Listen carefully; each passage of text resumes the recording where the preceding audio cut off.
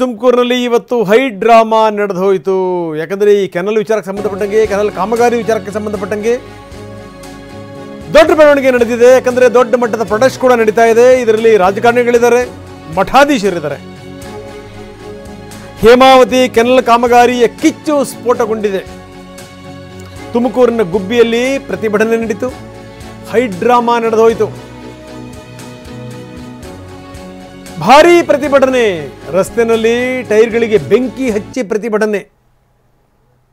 ಮಲ್ಲಸಂದ್ರದ ಬಳಿ ನಡೆದಿರುವಂತಹ ಪ್ರತಿಭಟನೆ. ಸ್ವಾಮೀಜಿಗಳು ಕೂಡ ಇದರಲ್ಲಿ ಪಾಲ್ಗೊಂಡಿದ್ದಾರೆ, ರಾಜಕಾರಣಿಗಳಿದ್ದಾರೆ, ನಾಯಕರುಗಳಿದ್ದಾರೆ.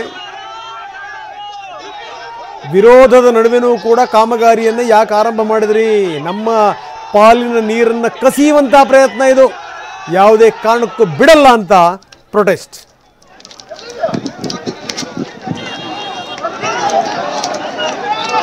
ಸರ್, ನನ್ನ ರೆಸಿಗ್ನೇಷನ್ ಯಾಕೆ ಸರ್? ನಾನೇ ಜಾಬ್ಸ್ ನ ಕ್ರಿಯೇಟ್ ಮಾಡಿ ಬಾಸ್ ಆಗ್ಬೇಕು ಅಂತಿದ್ದೀನಿ. ಹೇಗೆ? Boss Vala B the boss.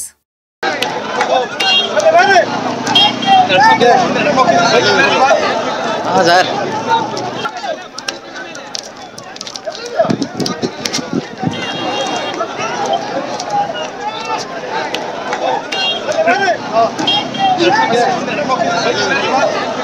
Sir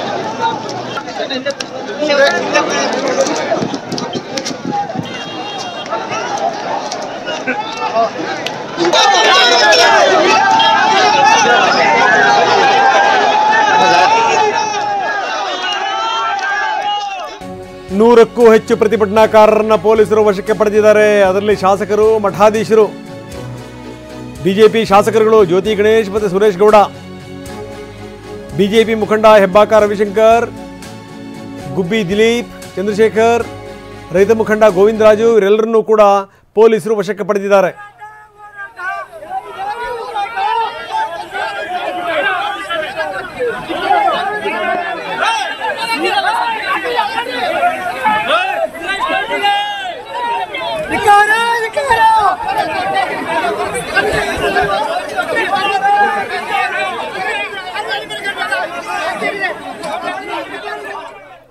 ಬರೀ ಸುರೇಶ್ ಗೌಡ್ರು ನಮ್ಮ ಜೊತೆಗಿದ್ದಾರೆ, MLA ಸುರೇಶ್ ಗೌಡ್ರೆ. ನಾವು ನೋಡ್ತಾ ಇದ್ದೀವಿ ಪ್ರತಿಭಟನೆಯಲ್ಲಿ ನೀವು ಕೂಡ ಪಾಲ್ಗೊಂಡಿದ್ರಿ. ಜೊತೆಗೆ ಇನ್ನೊಂದು ನಿಮ್ಮನ್ನು ಕೂಡ ಬಲವಂತವಾಗಿ ಬಸ್ಸಿಗೆ ತುಂಬಲಾಯಿತು. ಏನು ಸರ್ ಇದು ನಿಮ್ಮ ಬೇಡಿಕೆ ಏನು ಸರ್? ಹಲೋ ಸುರೇಶ್ ಗೌಡ್ರೆ, ನನ್ನ ಧ್ವನಿ ಕೇಳ್ತಾ ಇದೆಯಾ? ಕೇಳಿಸ್ತಿದೆ ಸರ್. ಓಕೆ ನಿಮ್ಮ ನೋಡ್ತಾ ಇದೀವಿ ನಾವು ದೃಶ್ಯಗಳಲ್ಲಿ. ಪ್ರತಿಭಟನೆಯಲ್ಲಿ ಪಾಲ್ಗೊಂಡಿದ್ದೀರಿ, ಸ್ವಾಮೀಜಿಗಳು ಕೂಡ ಪಾಲ್ಗೊಂಡಿದ್ದಾರೆ, ನಿಮ್ಮ ಜೊತೆಗೆ ಜ್ಯೋತಿ ಪ್ರಕಾಶ್ ಅವರು ಕೂಡ ಇದ್ದಾರೆ, ಜ್ಯೋತಿ ಗಣೇಶ್ ಅವರು ಕೂಡ ಇದ್ದಾರೆ. ಪ್ರತಿಭಟನೆ ಬಹಳ ದೊಡ್ಡ ಪ್ರಮಾಣದಲ್ಲಾಯಿತು. ಪೊಲೀಸರು ನಿಮ್ಮನ್ನು ವಶಕ್ಕೂ ಕೂಡ ಪಡೆದರು.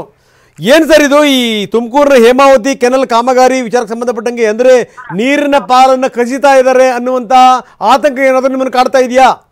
ಖಂಡಿತ ನನಗೆಲ್ಲ ಇಡೀ ಜಿಲ್ಲೆ ಜನಕ್ಕೆ ಅದು ಕಾಡ್ತಾ ಇದೆ. ಅಂದ್ರೆ ಯಾರು ಮಾತಾಡಕ್ ಆಗ್ತಿಲ್ಲ ಈ ಸರ್ಕಾರದ ಒಳಗಡೆ ಇದ್ದಂತ ಕಾಂಗ್ರೆಸ್ ಶಾಸಕರಿಗೆ. ಅವರು ಪಾಪ ನಮ್ಮ ಹತ್ರ ಅವ್ರ ಅಳನ್ನು ಹೇಳ್ಕೊಡ್ತಾರೆ, ನೀವು ಜೋರಾಗಿ ಹೋರಾಟ ಮಾಡಿ ನಿಲ್ಲಿಸಿ ಇದನ್ನ ಅಂತ. ಅದರಿಂದ ಇದು ಮರಣ ಶಾಸನ ಆಗ್ತಾ ಇದೆ. ಅದಕ್ಕೆ ಜನ ರೊಚ್ಚಿದ್ದಾರೆ. ಇವತ್ತು ವಾಲಂಟಿಯರ್ ಬಂದಿದ್ದಾರೆ, ನಿಷೇಧ ಆಜ್ಞೆಯನ್ನ ಮೀರಿ ಜನ ಇವತ್ತು ನುಗ್ತಾ ಇದ್ದಾರೆ, ನಾವು ನಿಲ್ಲಿಸ್ತೇವೆ ಅಂತ. ಅದಕ್ಕೆ ನಾನು ಸರ್ಕಾರಕ್ಕೆ DC ಅವರು ಮತ್ತೆ SP ಅವರು ಇಬ್ರು ಕೂಡ ಮಾತಾಡಿದ್ದೀನಿ. ನಾನು ಹೇಳಿದ್ದೀನಿ, ಅವ್ರು ಎರಡು ಕಣ್ಣಿದ್ದಂಗೆ ತಂದೆ ತಾಯಿ ಇದ್ದಂಗೆ, ನೀವು ಇದನ್ನ ಲಾ ಅಂಡ್ ಆರ್ಡರ್ ಪ್ರಾಬ್ಲಮ್ ಏನಿದೆ ಅಂತ ಸರ್ಕಾರಕ್ಕೆ ತಿಳಿಸಿ ಕೂಡಲೇ ಇದನ್ನ ಸ್ಟಾಪ್ ಮಾಡ್ಬೇಕು ಅಂತ ಹೇಳಿ ಆಗ್ರಹ ಮಾಡ್ತಾ ಇದ್ದೀನಿ. ಸರಿ, ಈಗ ನಿಮಗೆ ಯಾವ ರೀತಿ ಅನ್ಯಾಯ ಆಗುತ್ತೆ ಅದೊಂದು ಸ್ವಲ್ಪ ಬಿಡಿಸಿ ಹೇಳಿ ಸುರೇಶ್ ಗೌಡ್ರೆ. ಅದು ಏನಿದೆ ಅಂದ್ರೆ ಸರ್, ಅದು ಅವೈಜ್ಞಾನಿಕವಾಗಿದೆ ನೀರು ತಗೊಂಡು ಹೋಗ್ತಾ ಇರೋಂಥದ್ದು ರಾಮನಗರ. ಯಾವ ರೀತಿ ಅವೈಜ್ಞಾನಿಕ? ಅದು ಏನಂದ್ರೆ ನಾಳೆ ಬಂದು ಟಾಪ್ ಇದೆಯಲ್ಲ ಸರ್, ಅದು ಸರಾಗವಾಗಿ ನೀರು ಹೋಗುತ್ತೆ. ಅದು ಹೈಡ್ರಾಲಿಕ್ ಸಿಸ್ಟಮ್ ಅಂತ ಹೇಳ್ತೀವಿ ನಾವು. ಮತ್ತು ವೆಲಾಸಿಟಿ ಒಳಗಡೆ ಅದು ಹೋದ್ರೆ ನೀರು ಎಲ್ಲಾ ಕಡೆನೂ ಬರುತ್ತೆ. ಈ ವೆಲಾಸಿಟಿನ ಮಧ್ಯದಲ್ಲಿ ಇವ್ರು ಏನ್ ಮಾಡ್ತಿದ್ದಾರೆ ಅಂದ್ರೆ, ನಾಲೆಯಿಂದ ಕೆಳಗಡೆ ಸುಮಾರು ಒಂದು 10 ಅಡಿ 10ರಿಂದ 20 ಅಡಿ ಆಳಕ್ಕೆ ತೆಗೆದು ಬಿಡ್ತಿದ್ದಾರೆ. ಆಳಕ್ಕೆ ತೆಗೆದಾಗ ಏನಾಗುತ್ತೆ, ನೀರು ಒಂದೇ ಸಲ ಕೆಳಗಡೆ ಜಂಪ್ ಆದ್ರೆ ಮುಂದಕ್ಕೆ ವೆಲಾಸಿಟಿ ಸಿಕ್ಕಲ್ಲ. ಆ 70 ಕಿಲೋಮೀಟರ್ ಮುಂದಕ್ಕೆ 160 ಕಿಲೋಮೀಟರ್ ನಮ್ಮ ತುಮಕೂರು ಗ್ರಾಮಾಂತರ ಮತ್ತೆ ಗುಬ್ಬಿ ಯಾವಕ್ಕೂ ನೀರು ಸಿಗಲ್ಲ. ಅದರಿಂದ ಇದು ಪೂರ್ತಿ ಅವೈಜ್ಞಾನಿಕವಾಗಿ ಮುಂದೆ ಯಾರಿಗೂ ಸಿಕ್ಕಲ್ಲ ಇದು. ಸರಿ ಅಲ್ಲ, ಆತಂಕ ಇದೆ. ಈಗ ಕಾಮಗಾರಿ ಶುರುವಾಗ ತನಕ ಯಾಕೆ ಸುಮ್ಮನಿದ್ರಿ ನೀವುಗಳು? ಸರ್ 2 ವರ್ಷದಿಂದ ಹೋರಾಟ ಮಾಡ್ತಾ ಇದೀವಿ ನಾವು. ಅಸೆಂಬ್ಲಿಲಿ ಮಾತಾಡಿದ್ದೇವೆ ನಿಲ್ಲಿಸ್ಬೇಕು ಅಂತ ಹೇಳಿ. ಎಲ್ಲಿ ಕಾಮಗಾರಿ ಪ್ರಾರಂಭ ಆಗಿದ್ದು ಅಲ್ಲಿಂದ DC ಆಫೀಸರ್ಗೆ ಪಾದಯಾತ್ರೆ ಮಾಡಿದ್ದೇವೆ, ಜಿಲ್ಲಾ ಉಸ್ತುವಾರಿ ಸಚಿವರ ಮುಂದೆ ಪ್ರತಿಭಟನೆ ಮಾಡಿದ್ದೇವೆ, DC ಆಫೀಸ್ ಮುಂದೆ ಧರಣಿ ಕೂತಿದೆ. ನಿರಂತರವಾಗಿ 2 ವರ್ಷದಿಂದ ನಡೀತಾ ಇದೆ. ನಮ್ಮ ಹೋರಾಟ ಆದಾಗ ನಿಲ್ಲಿಸ್ತಾರೆ, 6 ತಿಂಗಳಾದ್ಮೇಲೆ ಪುನಃ ಸ್ಟಾರ್ಟ್ ಮಾಡ್ತಾರೆ. ಅದರಿಂದ ನಾವು ಇವತ್ತು ಶಾಶ್ವತವಾಗಿ ನಿಲ್ಲಿಸಬೇಕು ಅಂತ ಹೇಳಿ ರೈತರು ಇವತ್ತು ಎಲ್ಲ ವಾಲಂಟಿಯರ್ ಆಗಿ ತಂದಿದ್ದಾರೆ. 144 ಸೆಕ್ಷನ್ ಅನ್ನು ಕೂಡ ಅವರು ಸರ್ಕಾರದ ಇದನ್ನ ಮುರಿದು ಮುಂದೆ ಸಾಗ್ತಾ ಇದ್ದಾರೆ ರೈತರು.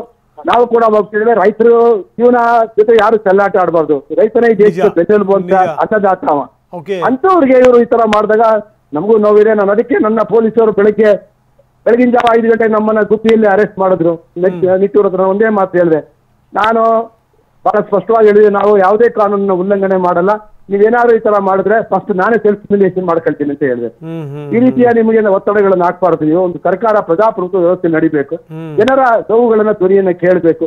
ಈ ರೀತಿಯ ನೀವು ದಬ್ಬಾಳಿಕೆ ಮಾಡಿ ಎಮರ್ಜೆನ್ಸಿ ತರ ಡಿಕ್ಲೇರ್ ಮಾಡಿ ಈ ನೀರನ್ನ ತಗೊಂಡೋಗುವಂಥದನ್ನ ನಾವು ಸಹಿಸಲ್ಲ ಅಂತ ಹೇಳಿ ಸ್ಪಷ್ಟವಾಗಿ ಹೇಳಿದ್ದೇವೆ. ಅಲ್ಲ ಸುರೇಶ್ ಗೌಡ್ರೆ, ಈಗ ಈ ರೀತಿ ನಿಮಗೆ ತೊಂದರೆ ಆಗುತ್ತೆ ಅಂತ ಹೇಳ್ತಾ ಇದ್ದೀರಿ, ನಮ್ಮ ಪಾಲಿನ ನೀರನ್ನು ಕಸಿಯುವಂಥ ಪ್ರಯತ್ನ ಇದೆ ಅಂತ ಹೇಳ್ತಾ ಇದ್ದೀರಿ. ಈ ಕಡೆ ಭಾಗ ನೋಡಿ, ತುಮಕೂರು ಭಾಗದಲ್ಲಿ ನೀರು ಎಷ್ಟರ ಮಟ್ಟಿಗೆ ಅಗತ್ಯ ಇದೆ ಅಂತ ಗೊತ್ತಿರುವಂಥ ಸಂಗತಿ. ತುಮಕೂರು ಆಗಿರ್ಬೋದು, ಗುಬ್ಬಿ ಆಗಿರ್ಬೋದು, ಮಧುಗಿರಿ ಆಗಿರ್ಬೋದು, ಇವೆಲ್ಲವೂ ಕೂಡ. ಸೊ ಇದು ಯಾರ ಐಡಿಯಾ ಇದು? ಈ ರೀತಿ ನಿಮ್ಮ ಹಕ್ಕನ್ನು ಕಸಿಯುವಂಥದ್ದು ಯಾರ ಐಡಿಯಾ ಇದು? ಯಾರ ಪಾಪ ಮಹಾ ಮೇಧಾವಿಗಳು ನಮ್ಮ ಡಿ.ಕೆ. ಶಿವಕುಮಾರ್ ಜೊತೆ ಸೇರ್ಕೊಂಡಿದ್ದಾರೆ. ದಯವಿಟ್ಟು ಮೂಲ ಯೋಜನೆಗಳನ್ನ ಮೂಲ ವ್ಯಾಸವನ್ನ ಮಾಡುವಂತದನ್ನ ಬೈಫರ್ಕೇಶನ್ ಮಾಡಿ ಅಡ್ಡದಾರಿಯಲ್ಲಿ ತಗೊಂಡೋಗುವಂತದನ್ನ ಐಡಿಯಾನ ಯಾರು ಸರ್ಕಾರ ಕೊಟ್ರೋ ಯಾವಾಗಲೂ ಮೂಲ ಯೋಜನೆಯನ್ನ ಯಾವತ್ತೂ ಡಿಸ್ಟರ್ಬ್ ಮಾಡಬಾರ್ದು. ಅದು ಸಾಕಷ್ಟು ಯೋಚನೆ ಮಾಡಿ ಮೂಲ ಯೋಜನೆಯನ್ನ ಮಾಡುವಂತ ನಾಲೆ. ಆ ನಾಲೆನೇ ಡೈವರ್ಷನ್ ಮಾಡಿ 3 ಕಿಲೋಮೀಟರ್ಗೆ ಬರೀ 30 ಕಿಲೋಮೀಟರ್ ತಗೊಂಡೋದ್ರೆ ವೆಲಾಸಿಟಿ ಎಲ್ಲಿ ಬರುತ್ತೆ ಮುಂದಕ್ಕೆ? ಇನ್ನು 135 ಕಿಲೋಮೀಟರ್ ಜನಕ್ಕೆ ಬಾಯಿ ಮಣ್ಣು ಹಾಕ್ತಾರೆ, ವಿಷ ಹಾಕ್ತಾರೆ. ಅಲ್ಲ ಸರ್, ಈಗ ಇಬ್ಬಿಬ್ಬರು ಮಂತ್ರಿಗಳಿದ್ದಾರೆ ನಿಮ್ಮ ಜಿಲ್ಲೆಯಿಂದ, ಶಾಸಕರುಗಳಿದ್ದಾರೆ, ಅವ್ರು ಯಾರು ಕೂಡ ಮಾತಾಡ್ತಿಲ್ವಾ?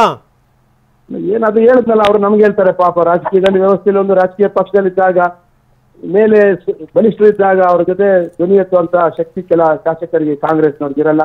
ನಾನು ಅವ್ರಿಗೂ ಕೂಡ ವಿನಂತಿ ಮಾಡ್ತೇನೆ, ಇದು ನಿಮ್ಗೆಲ್ಲ ಮತ ಹಾಕಿ ಗೆಲ್ಸಿದ್ದಾರೆ, ದಯವಿಟ್ಟು ನೀವೆಲ್ಲ ನಮ್ಮ ಜೊತೆ ಭಾಗವಹಿಸಿ ಮತ್ತೆ ಎಲ್ಲರೂ ನಾವು ಶಾಂತ ರೀತಿಯಲ್ಲಿ ಹೋರಾಟ ಮಾಡಿ ನಮ್ಮ ಹಕ್ಕನ್ನ ನಾವು ಉಳಿಸ್ಕೊಳ್ಳೋಣ ಅಂತ ಹೇಳಿ ನಾನು ಕಾಂಗ್ರೆಸ್ ಶಾಸಕರಿಗೂ ಕೂಡ ಈ ಸಂದರ್ಭದಲ್ಲಿ ವಿನಂತಿ ಮಾಡ್ತೀನಿ. ಎಲ್ಲ ಒಂದ್ ಕಡೆಗೆ ಸುರೇಶ್ ಗೌಡ್ರೆ, ಈಗ ಬರೀ ಬಿಜೆಪಿ ನಾಯಕರುಗಳೇ ಕಾಣಿಸ್ತಾ ಇದ್ರಿ ನೀವು ಪ್ರತಿಭಟನೆಯಲ್ಲಿ.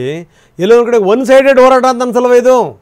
ಇಲ್ಲ, JDS ನವರಿದ್ದಾರೆ, ಬಿಜೆಪಿ ಅವರಿದ್ದೀವಿ, ನಾವು ರೈತ ಸಂಘದವರಿದ್ದಾರೆ, ಎಲ್ಲ ಸಂಘ ಸಂಸ್ಥೆಗಳಿದೆ. ನಮ್ಮ ಜೊತೆ ಗೋವಿಂದ ರಾಜ್ ಅವರು ಜಿಲ್ಲಾ ರೈತ ಸಂಘದ ಅಧ್ಯಕ್ಷರು ನನ್ನ ಪಕ್ಕದಲ್ಲೇ ನಿಂತಿದ್ದಾರೆ ನೀವು ಮಾತಾಡ್ಬೇಕಾದ್ರೆ. ಇಲ್ಲಿ ಎಲ್ಲಾ ಪಾರ್ಟಿಯವರು ಇದ್ದಾರೆ. ಕಾಂಗ್ರೆಸ್ಸಿನ ಮುಖಂಡರುಗಳು ಸಂಘಟನೆಗಳಿಗೆ ಹೋರಾಟದಲ್ಲಿ ಭಾಗವಹಿಸಿದ್ದಾರೆ. MLAಗಳು ಬರದಲ್ಲೇ ಇರ್ಬೋದು, ಅವ್ರಿಗೆ ಬೇರೆ ಬೇರೆ ಕಾರಣಕ್ಕೆ. ಬಟ್ ಪಕ್ಷಾತೀತವಾಗಿ ಎಲ್ಲ ಸಂಘ ಸಂಸ್ಥೆಗಳು, ಎಲ್ಲ ರೈತ ಸಂಘಗಳು ಇವತ್ತು ನಮ್ಮ ಜೊತೆ. ಅಲ್ಲ, ಹೋಲಿ ಈ ರೀತಿ ಅವೈಜ್ಞಾನಿಕವಾಗಿ ಕಾಮಗಾರಿ ಮಾಡಿ ಈ ರೀತಿ ಮಾಡಿದ್ರೆ ಅದರ ಪರಿಣಾಮ ಏನಾಗುತ್ತೆ ಅಂತ ಗೊತ್ತಿಲ್ವಾ ಅಟ್ಲೀಸ್ಟ್ ಕಾಂಗ್ರೆಸ್ ಶಾಸಕರುಗಳಿಗೆ, ನಾಯಕರಿಗೆ, ಸರ್ಕಾರಕ್ಕೆ? 100% ಗೊತ್ತಿದೆ ಸರ್, 100% ಗೊತ್ತಿದೆ. ಅದಕ್ಕೆ ನಾನು ಮುಖ್ಯಮಂತ್ರಿಗಳಿಗೆ ಆಗ್ರಹ ಮಾಡ್ತೇನೆ, ಒಂದು ಸರ್ವಪಕ್ಷದ ಸಭೆ ಕರೀರಿ, ಎಲ್ಲ ತುಮಕೂರು ಜಿಲ್ಲೆಯ ಶಾಸಕರನ್ನ ಕರೀರಿ. ಅಲ್ಲಿ ಇದನ್ನ ಏನ್ ಟೆಕ್ನಿಕಲ್ ನಾವೆಲ್ಲ ರಿಪೋರ್ಟ್ ಕೊಟ್ಟಿದ್ದಾರೆ, ಆಗುವುಗಳನ್ನ ಅದನ್ನ ಮಂಡಿಸಿ, ನಮ್ಗೆ ಅನ್ಯಾಯ ಆಗಿಲ್ಲ ಅಂದಾಗ ನಾವು ಕೂಡ ಅದಕ್ಕೆ ಸಹಕಾರ ಕೊಡ್ತೀವಿ. ನೀವು ಏಕಾಏಕಿ ಈ ರೀತಿಯ ದಬ್ಬಾಳಿಕೆ ಮಾಡಿ ನಮ್ಗೆಲ್ಲ ಅನ್ಯಾಯ ಮಾಡಿ ತಗೊಂಡು ಹೋಗೋದನ್ನ ಯಾವ ರೈತರು ಕೂಡ ಸಹಿಸಲ್ಲ. ಇದು ಸರಿ ಇಲ್ಲ ವ್ಯವಸ್ಥೆ ಸರ್ಕಾರದಲ್ಲಿ.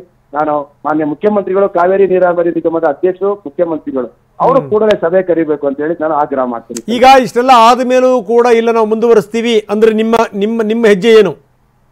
ನನ್ನ ಪ್ರಾಣದ ಮೇಲೆ, ನನ್ನ ಜೀವದ ಮೇಲೆ, ನನ್ನ ಹೆಣದ ಮೇಲೆ ನೀರು ಹೋಗ್ಬೇಕು ಸರ್, ಅಷ್ಟೇ ಲಾಸ್ಟ್ ವರ್ಡ್. ಹೌದಾ? ನಾನು ಮುಂದೆ ಮಾತಾಡೋಣ. Okay, last word. ಎಸ್, ಇದು ಸುರೇಶ್ ಗೌಡ್ರ ಮಾತು. ಸುರೇಶ್ ಗೌಡ್ರು ಹೇಳ್ತಾರೆ, ನನ್ನ ಹೆಣದ ಮೇಲೆ ನೀರು ಹೋಗಬೇಕು, ಯಾವುದೇ ಕಾರಣಕ್ಕೂ ನಾನು ಜೀವಂತ ಇರೋ ತನಕ ಇಂಥ ಕಾಮಗಾರಿಗೆ ಅವಕಾಶ ನಾನು ಮಾಡಿಕೊಡಲ್ಲ. ಇದು ಸುರೇಶ್ ಗೌಡ್ರ ಮಾತು.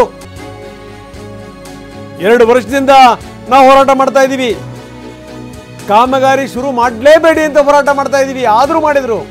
ಇದು ನಿಲ್ಲಬೇಕು, ಮುಂದುವರಿಬಾರದು. ಕಾಮಗಾರಿ ಅವೈಜ್ಞಾನಿಕ ಕಾಮಗಾರಿ ಇದು. ಡಿ.ಕೆ. ಶಿವಕುಮಾರ್ ಅಂತ ಮೇಧಾವಿಗಳು ಇದನ್ನೆಲ್ಲ ಮಾಡ್ತಾ ಇದ್ದಾರೆ. ಯಾವುದೇ ಕಾರಣಕ್ಕೂ ನೀರು ಹರಿಯೋಕೆ ನಾವು ಬಿಡಲ್ಲ.